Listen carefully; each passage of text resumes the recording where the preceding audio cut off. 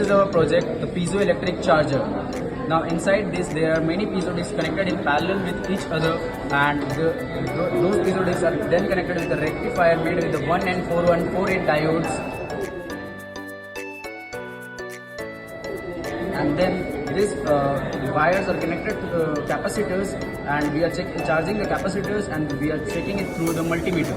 So how it is getting charged? It is getting charged with the pressure provided by the hand of any movements or vibrations, and you can see that the capacitors are getting charged when you tap on it frequently, and the how fast and the fast it is, the more the energy is stored.